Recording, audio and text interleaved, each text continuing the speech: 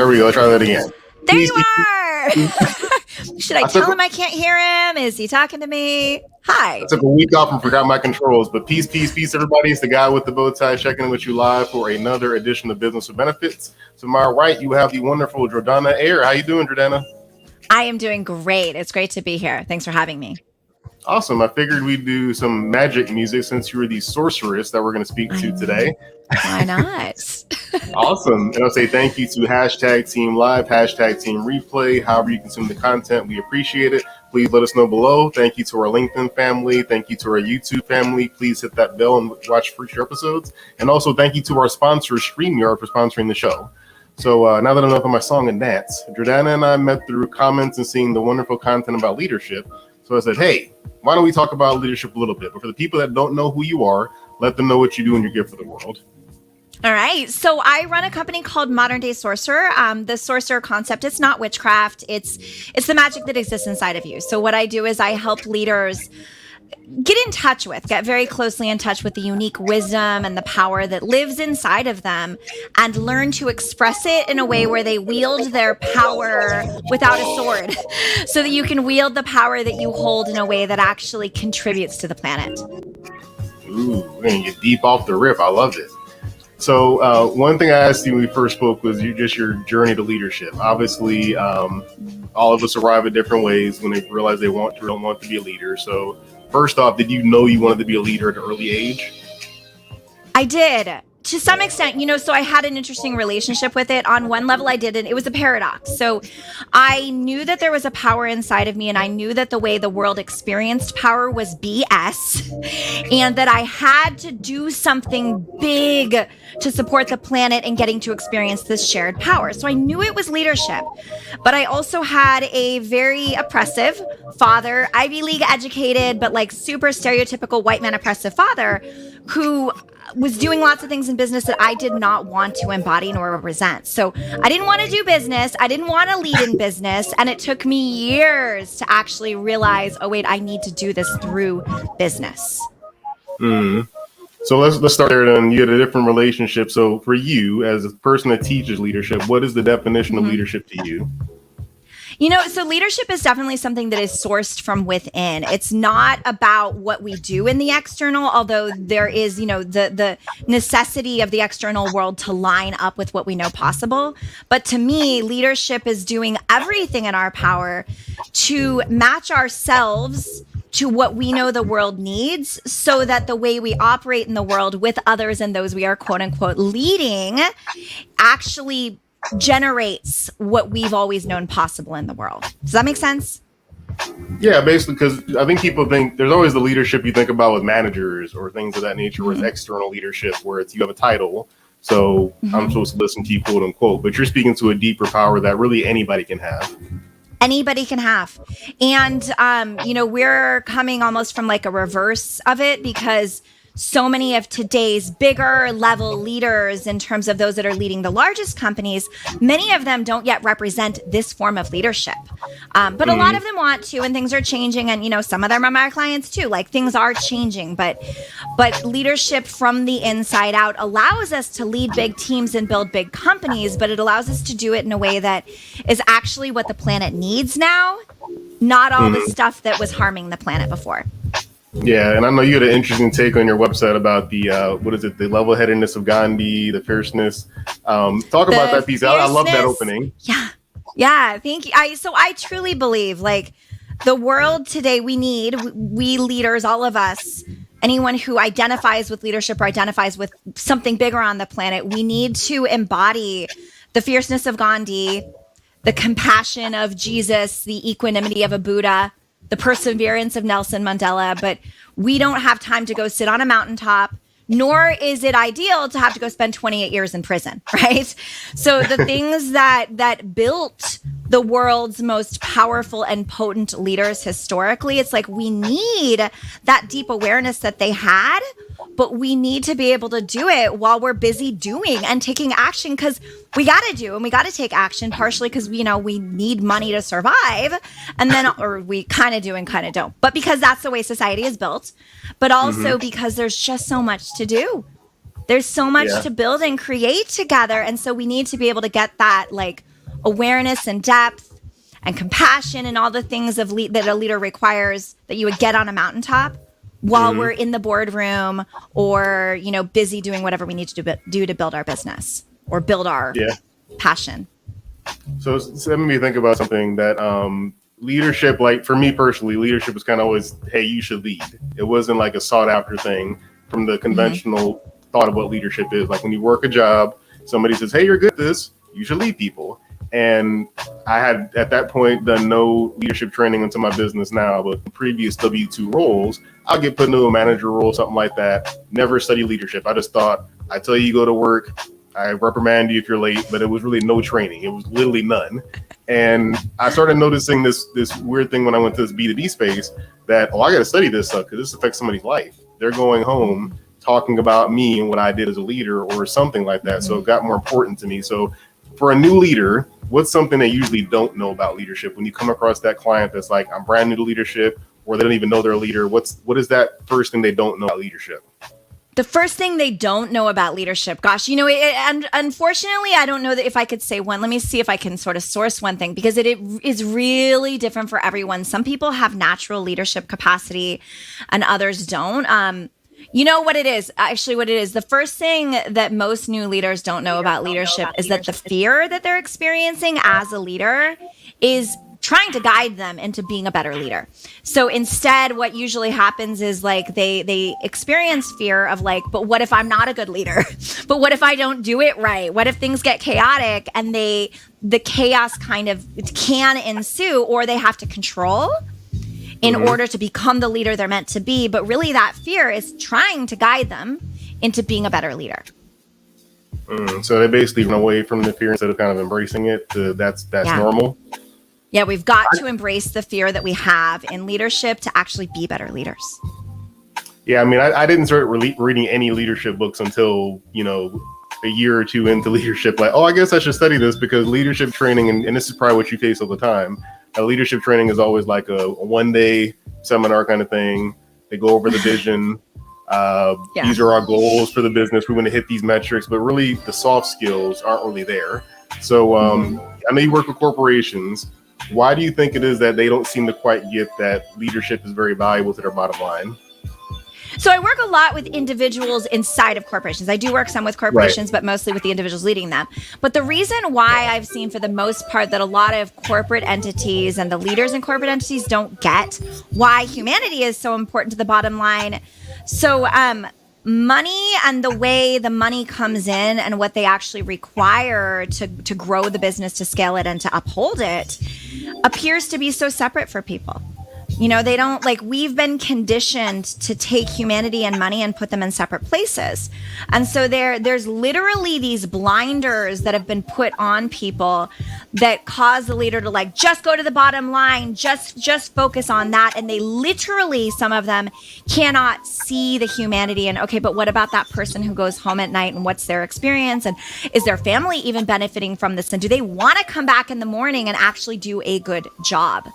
Right? Because we've been conditioned to separate those things. That's that separation, and the unconscious bias of separation is one of the biggest things that causes that. So these individual contributors, they're usually reaching out to you saying, what is the usual? I'm just thinking for the person watching this. If I'm thinking, hey, I need Jordanna's help. What's the usual thing they're telling you? They're saying, I need to hit a new goal. I got a promotion I'm not ready for. What's the usual reason they reach out to you? So there are a number of reasons. Some of the biggest ones, clarifying your purpose. So I work with a lot of people who either have a big purpose and they know what it is, but it's kind of been a rocky road in getting there, or it just feels heavy to grow it. And I also work with a lot of people who have lost sight of their purpose or feel disconnected from it, to help them connect to it more clearly. So that's a big one. Another one is the constant ego battles inside of leadership and corporations. Most of the people that I work with, well, not all of them, but many of them feel things pretty deeply, and they know what's possible, and they don't want to be that big ego, but they don't know how to handle the big egos that are in front of them to actually create what they want to create. Those are a couple. Another big one is deep balance. Finding that balance of but I have so much to do, but I want to be present with my family. And gosh, I've done all this personal growth and I know how to grow, but when I come right back to work, the piece that I had on the meditation cushion falls off. So helping people find that deep intrinsic balance is a big thing too. I think this is the big reason where the sorcery part comes with you, because a lot of this is change. So break down for people that look at your profile, they're going to click it today and say, hey, what is she the sorcerer? Why is she saying that? Break down for that leader that might not be so in tune with things like that, but to say sorcery with leadership, what that really means, so they can kind of grasp it and take a hold of it. Definitely. So we already know, most of us know that everything's energy, right? And most of us know that, yes, our thoughts create things, and that we actually have this power to create the world that we want, right? Or you could also take the cliche, everything happens for a reason. Those things are all true.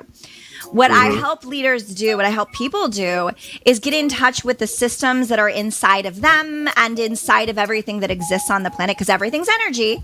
There are systems all around us, and there are systems inside of your mind and your body and your soul and your spirit that have creative power. And so what a sorcerer does, and what I help my clients do, is get in touch with the creative power they have, so that everything they know possible starts to be what they're capable of building and becoming and being every single day. Mm. Would you say that most leaders have like a block to doing that on their own? Because basically, what I'm getting at is we're in the stage of human existence where we're always evolving to a degree, but we're kind of at this. There's a lot of information out there, a lot of great stuff you can figure out. Would you say that most of the leaders you deal with have like a bottleneck where it's like, I know I should be meditating, I know I should do this, but I need someone to kind of kick me to get going? 100%. 100%. Even the ones who are meditating, even the people who, you're familiar with plant medicines, think like ayahuasca, psychedelics, that sort of, I mean, psychedelics are different than, but plant medicines, that sort of thing. There are a lot of people out there who are still doing the deep work, who maybe they meditate every day. Maybe they go on a plant medicine retreat once a year, and they still have trouble going deeper and bringing that more potent creator power inside of their business. So the resistance that we have to actually really doing the work, because it's uncomfortable, it requires courage, and it requires like a true presence, and presence is hard because it's the opposite of what we've been conditioned for. So everyone has resistance to that, but also everyone has the power to overcome that. You mentioned something about like getting into the business. That's always the hope, is that the leader elevates and then the followers elevate with them. With this kind of work you're doing, what would you say is the expected result? Like, because this is deep work you're doing. So could they see that everybody gets a piece of it, or just the direct reports, just so people get an idea of what they can expect? Everybody gets a piece. So specifically to what you're talking about, where like, okay, you're leading and people are following, the transition that happens for those that I serve power becomes a shared thing.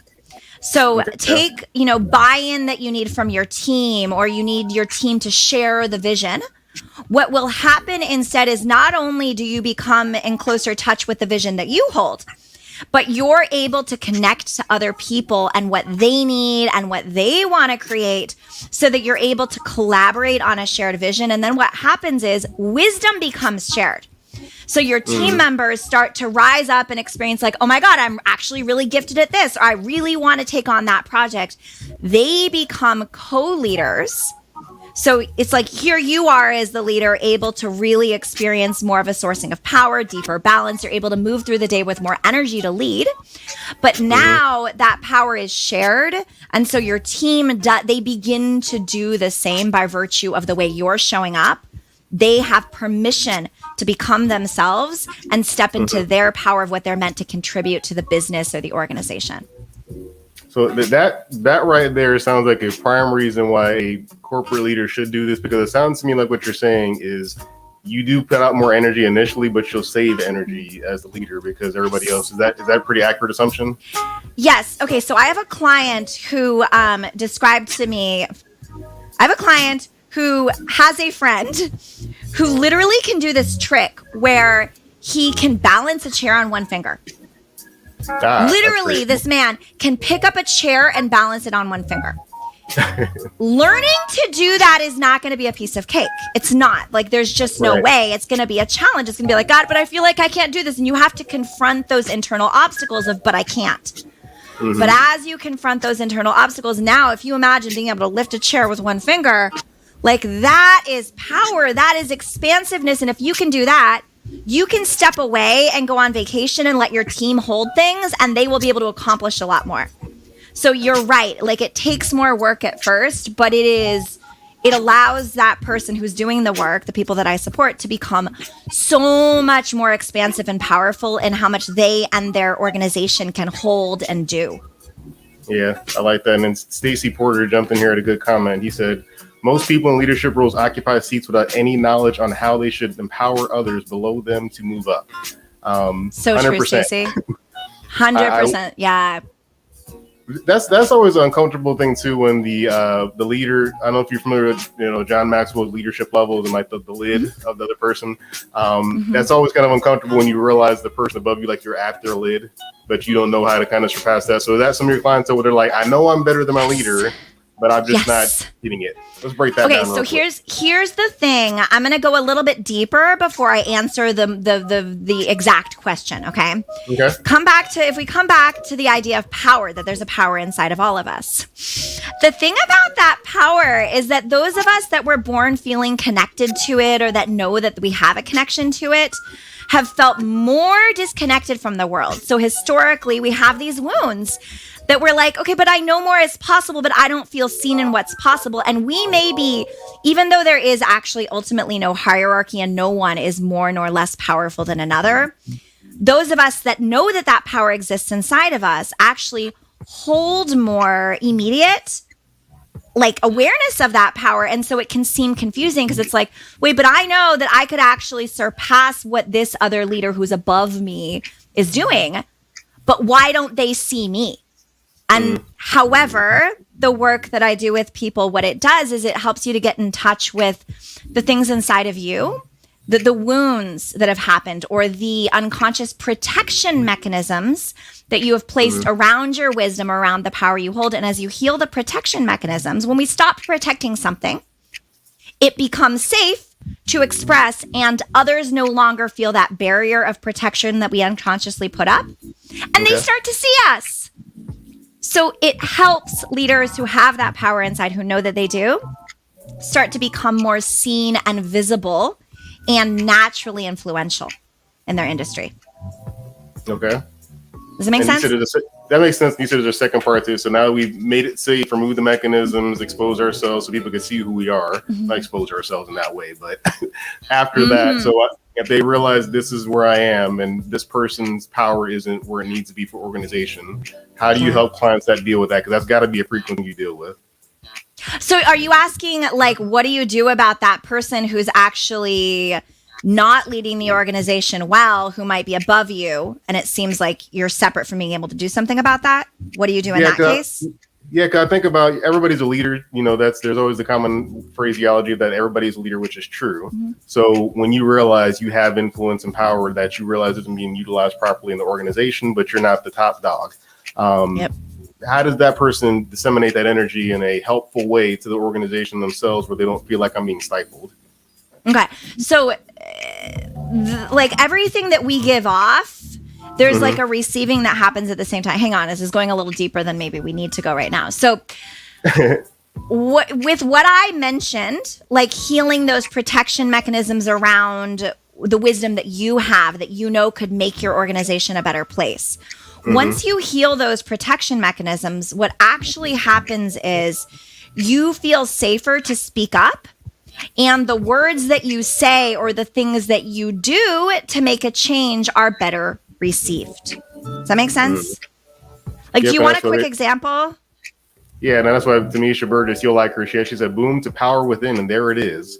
And she also said, there it is. In other words, the suppression of power, mental health, pain to power. Ding, ding, ding, ding, ding. Yeah. So give us an example real quick. Okay, so quick example. Years and years and years ago, I worked for a company that the boss that I had was the nicest guy. Everybody loved him. But one day it occurred to me, he doesn't like me. He's ignoring me. He doesn't see what I have to contribute to the company. I was pissed off and I was like, I wanted to judge the judger, right? But I knew that wasn't what I needed to do with it. So I took it home and this is a whole other concept, the concept of alchemy, where we have the power to change, you know, the things that happen in our lives through ourselves. So I took it home and I did my internal, you know, alchemical work around it. And I did not ever say a word to him. I did not tell him that I knew. I did not do anything to change it. And I came back to work the next morning, and I kid you not, 10 minutes into my arrival at work, he, on his own accord, came up to me and said, Jordanna, I owe you an apology. I don't even know why I've been doing this, but I've been totally judging you, but something's shifted and now I see you differently. And you're freaking amazing and I want to give you more responsibility and I'm so sorry I didn't see you. So do you see where, like, a lot of the time, now this isn't always, sometimes you need to speak up. Sometimes you got to do something to create that change. But there's layers upon layers of what is actually blocking us in our ability to create change as leaders or, you know, someone who wants bigger things. And first we have to go to those invisible barriers that are inside of ourselves. And then once we heal those, we have more power to speak up to if we need to speak up. That makes sense? Yeah, makes sense. And that, as you mentioned something, I remember you had about, I think it's about white male leadership right now, or the white males have to kind of step up. And and of course, as soon as you start talking about that, everybody's going to start going crazy and saying the rudest of things. But you what had a people great point don't with know, let me quickly interject, Daryl. I have to please. say this because I have to express gratitude. This was behind the scenes. What people don't know is that behind the scenes of that post, many white males messaged me, thanking me, saying, I feel like I'm waking up a little bit reading this post. Great. And that's what the hope is keep always. going. You can't change everybody, but I love the bravery of that. And it speaks to something that there's a change in everything right now. There's more women leaders, still not enough. There's more minority leaders, still not enough. But talk about that work, because you've taken a good stance of stepping up, saying, I support diversity and everything. So when you look at leadership now, how important is that aspect to today's day and age? It couldn't be more important. So there's a paradox inside of everything. And there's a lot of people that will say, well, you have the power to just create the change you want to create. You can do anything you want to do. And that on some level is true. And there is systemic constructs that are actually stopping certain people from expressing what is possible for them. And it is, I believe that it's a responsibility of anyone who has that capacity or has that desire to create change.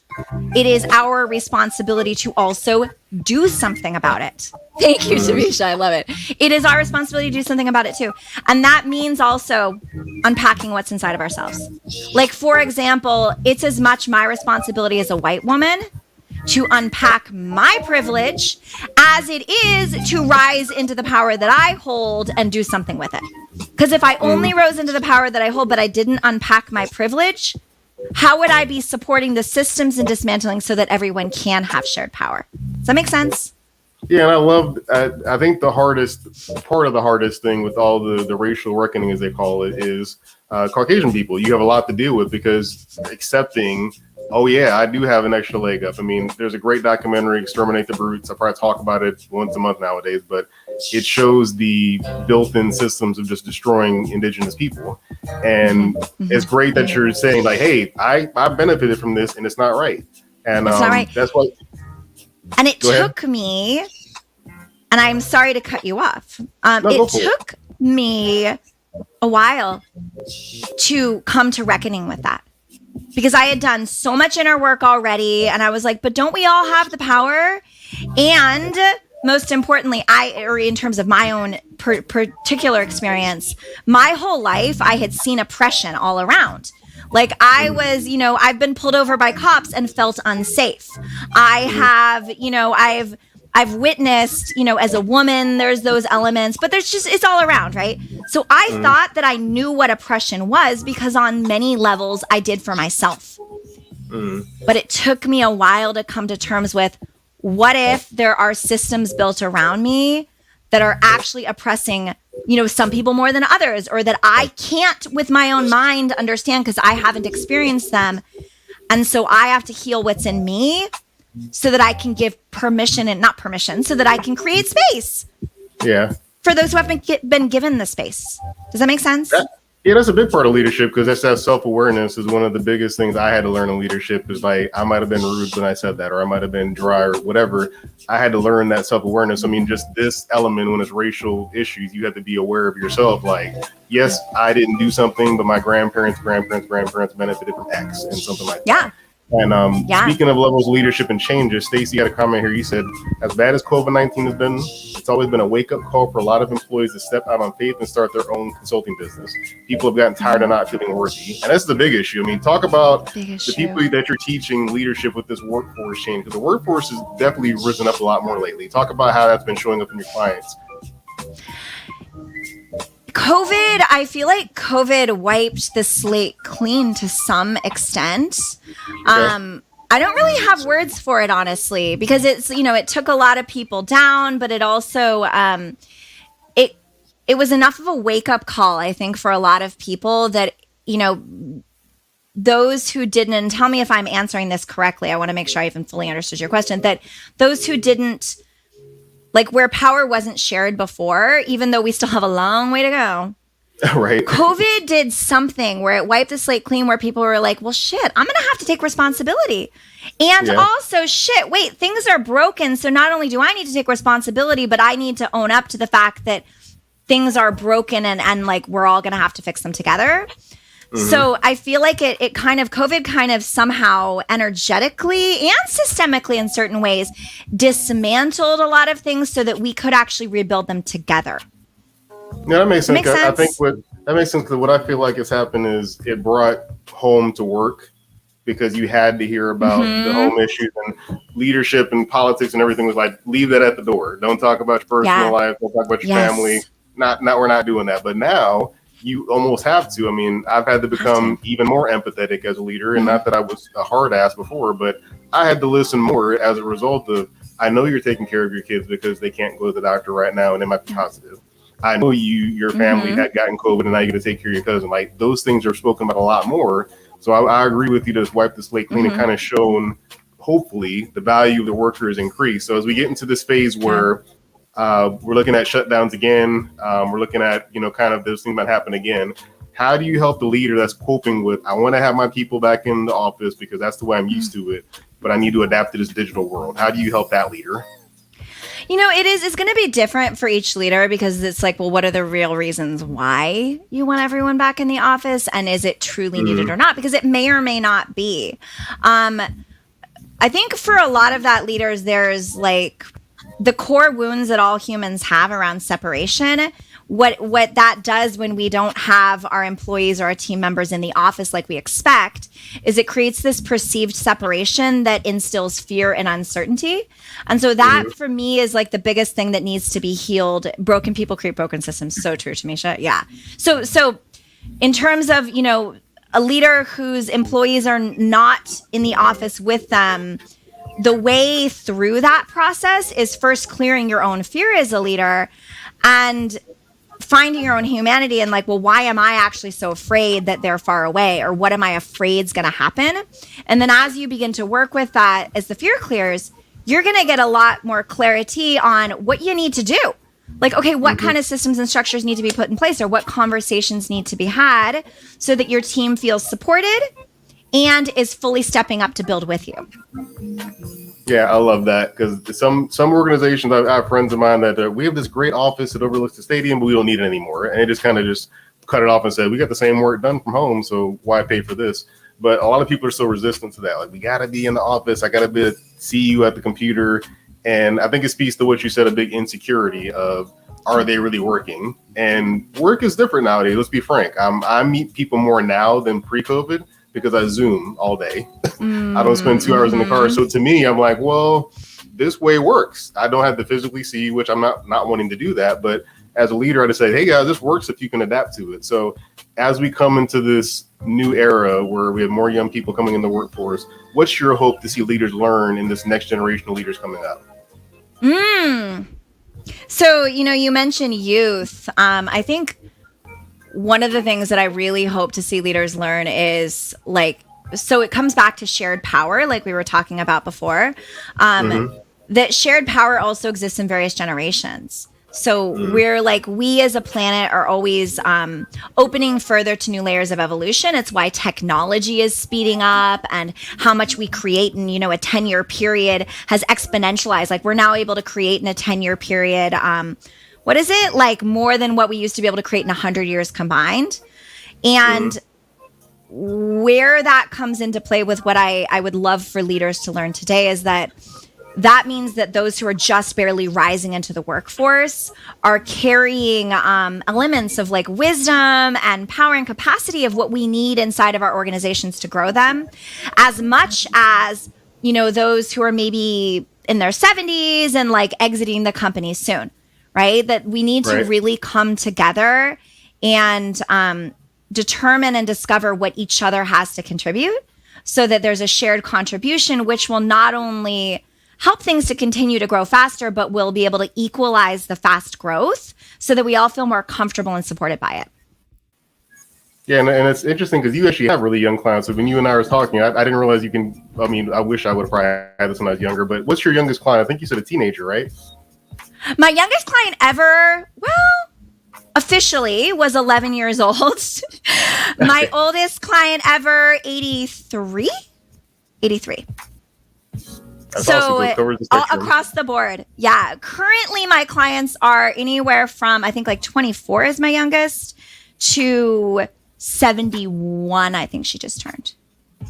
That's awesome to hear that, though, because, I mean, unfortunately, prior to, I really think the last 5 years or so, it's been kind of like, this is the way it is. We're not changing things. Like, leadership was very rigid, and the whole culture conversation wasn't happening. So I'm thankful to hear somebody in their 70s like, you know what, I can get with it too. So for the people that are in a, let's speak specifically, LinkedIn is a bunch of recruiters, HR people, business owners, all kinds of people. For the person that is in an organization that is stagnant, what's some benefits that just having one person or a handful of people going to leadership training, what are some things you can kind of tangibly tell them they'll have to happen? Or I know you can't give exact percentages, but just expect. Would it be the culture changes, results improve? What's some kind of tangible results they can expect? Results they can expect. Are you saying if we were to work together to take an organization out of stagnancy, or just in general in like what do you mean by results? Can you clarify? Let's talk organization, just because we're on LinkedIn right now. YouTube, we'll talk personally, but LinkedIn for your business, what are some results you can expect? For your, but I want to clarify, like if somebody were to work with me, if an individual were to work with me, okay. So if your organization is stagnant, you can expect a gentle shaking up, but not a shaking up that, kills everything off or creates turmoil, but where the things that aren't working start to surface. So you're able to see more clearly what's not working, and where things will soon enough start to stabilize as a result. You can also expect more of a, okay, let's talk physics for a sec. I'll use a physics example to depict this. Wait, before you say it, it's a perfect comment to go with this. Tanisha said, Jordanna, you tapped into a hidden truth, and thank you for your bringing your power to the world. I see that Fibonacci sequence. Yes, Tanisha knows. Perfect timing. So go ahead. You get it, Tanisha. I love it. I was like, we got to show this right before it happens. It's perfect. Go ahead. I love it. So good. Okay, so your question. I'm going to go back to your question so that I can share the metaphor that explains what I'm about to say. So the question is like, if a leader is in a company that's stagnant, what are the results you could expect? So think about the way ice forms. And by the way, I got this from a book called, oh my God, what is the name of the book? Loon Shots with an N. Really good book. So the laws of physics and the way ice works is like, ice versus water. There's that 1-ish degree, maybe even less than 1 degree, I'm not sure, where it's like, what is it that takes ice and water to become that there's bubbles in between? And usually, like, you can't have water and ice in the same space. It separates itself out. And most organizations that are stagnant have separation between the innovators and the people that want the status quo. If you think about like maybe the accounting department has a need to keep things really grounded. But the technology department or the people, in product development have a need to keep things elevated. And so what you can expect in that transformation is to start to see those bubbles and pockets form where ice and water can actually live together, so that your organization and the company culture can start to slowly but surely thrive and become both more innovative and stabilized where needed.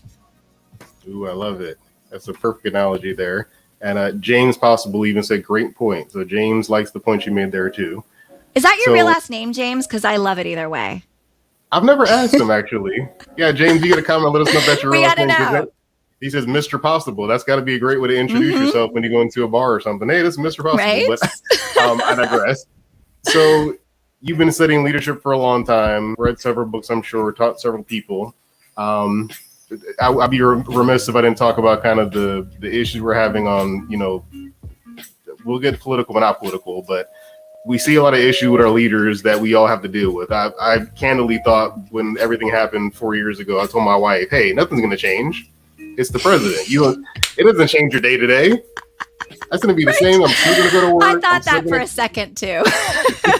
So yeah, I quickly realized that wasn't. So because I have politicians on here and they're talking about their run and stuff like that. What's the message you want to give to politicians that are saying, hey, I'm going to go for a race. This is what I'm doing. What's the message for politicians after them?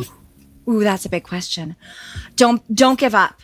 And okay, so like what I want to say I'm going to say these words, but then clarify them. Don't back down, but it's not don't back down, like be aggressive and be forceful. No. Don't back down from the truth that you know and the power that you know that's rising up inside of you. Don't back down from that. Like, be courageous with even your emotions and your feelings, for example. Be courageous with how you feel. Be courageous with what you know is possible, so that whatever it is you're trying to transform as a politician, so that you're able to break through those barriers, but seamlessly without needing, because when you don't have to force, the power of what you're here to contribute in systemic change as a politician will start to burgeon forth. Okay, I like that. And that's a good lead into James. He helped us out real quick. He said it's a pseudonym. I started the process of changing my name to drop my family name. Very personal story. James is a deep guy, so I love that he has a pseudonym for his last name. It's awesome. So do I. I actually do too. Eyre is technically not my legal last name. There we and go. I've thought about legal. Yeah. So you go, James. And Tamisha, she said, yes, it's about integration, referring to the ice and water point. So yes, she's so right. Yeah. So Jordanna, we have a gift for people today on the show. So what's the gift you have for the people watching this on replay or on live? I would love to invite all of you to my free masterclass. So it's a masterclass all about how to thrive under the face of growing pressure as a leader, but without sacrificing your personal fulfillment, without alienating your loved ones, without losing sight of your purpose. So it's really potent. So this masterclass is literally, you can probably tell my work is pretty deep, right?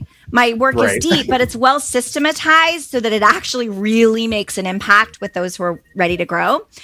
And it's taken me 30 years to develop the methodology I have. So this masterclass is literally a culmination of 30 years of work with insane amounts of value for you. Like, show up to it and you will get tons of value on the spot. Okay. And what's the day of the class? So there's a number of options of like when it's going to be live. So they can just like show up, register, and there's going to like, if you were to register today, for example, you'll be offered stuff that's like coming up soon. Okay, gotcha. And yeah, and I love the culmination of it. And folks, screenshot this if you're on your phone or computer. Just screenshot it so you can copy it down. We'll put the link in the comments in the replay as well. And James actually said, "Hell yeah, show up boldly as yourself." And James definitely does that. You get it, James. Daryl, I gotta say, you have the best. I mean, audience. I don't know what all of your community. You guys are the coolest people. Like, coolest people. They show up for the bow tie to see what I'm going to wear, so I appreciate them. And he actually said, say that again louder. 30 years of work. Love that, Jordanna. Thank you, Mr. Possible. That's James, you're going to have to show up every show now, so I can say Mr. Possible in the comments. But so right now it's back to school. One last thing as we close this out. It's back to school. Kids are going back. Your youngest student or youngest mentee, is it mentee or student? What do you call your... I mean, students, sometimes I'll say clients, community members. Okay. Youngest community member was 11. So for people that are watching this that have children, we're going to give them a little nugget for leadership for children. What's a little nugget you can give a kid they can hold on to like you did when you were so young? Okay, so one of the biggest things and the hardest things for kids is confusion. Because, the evolution that I mentioned where like we're constantly evolving and kids know things that their parents don't know yet. And it is super freaking confusing to be a child because of that. And so I would say the biggest thing for a child is like, well, for a parent also raising a child, allow them to be in the space of confusion and don't disregard your confusion. Learn to be at peace, learn to be okay with your confusion instead of trying to push it away. Because when kids start to get existential angst or they get depressed or I had an eating disorder as a child, like when they start to develop behaviors that are self-sabotaging, it's usually because there's some angst going on around confusion of what they know is possible, but they're not yet able to express. So for a kid or even a teenager to like, it's okay to be confused. Let it be okay, but also start to have conversations. Ask people, and allow yourself to start to talk about it so that you can know that it is okay to be in that space. And it will clear. Your confusion will clear when you learn to be there. Perfect. And Tamisha said, great chat. So thanks for the comment, Tamisha. So good to have you here, Tamisha. Yes, Indigo and Star. You know it, Tamisha. You'll have fun with her. She's doing actually a lot of work with women, Fireside Chats. You should check out her page. I would love. Let's connect, Tamisha. I'm missing a part of those fireside chats. You definitely get that part stuck in my head. And then James said 11. Wow, we started having critical discussion with our children early and giving the space to ask literally any question. Any question. When I was a kid, quick story. I was basically fired from every therapist I tried to go to. I was fired from my therapists. I would have a series of sessions and they'd be like, good job. And I'd be like, but wait, there's no way we can be done. There's deeper to go. And they'd be like, the bottom line, they were scared of my big questions. And so it's time to flip that on its head and let our kids ask big questions. And even if we don't have the answers, hold the space for their tremendous, huge questions, as well as our own. That's perfect. Well, this has been more than I could expect. Awesome. So thanks for coming on the show. Thanks for having me. Yeah, folks, please share this with your family and friends that need the help with leadership. Jordanna's awesome. And if you need to learn more about her, we got that masterclass to put up one more time. Yes, check out the masterclass. I will see you all there. Go check it out for free and learn. It is free. And obviously, it is absolutely free. And she, Tamisha said, boom. James said exactly. There it is. Okay. Yeah, he said yes, even if it challenges us as parents. Even if it's hard for a minute. Yeah, that's hard for me as a parent. So folks, check out the masterclass below. Please go check it out. The replay will be live on YouTube and LinkedIn. And please be safe. Obviously, COVID is not gone. There's still, I think they had a Lambda variant today. There's another variant now. So, another variant. Yep, Lambda variant. It's 20% or something like that, the cases. So now it's just one of those things. Please, when you're going outside, just wear a mask. Please. Careful, just do that part. That's the one thing we all can do. But be safe. We will catch you guys next time on Business with Benefits. Tell a friend, Good to see everyone. And we'll catch you next time.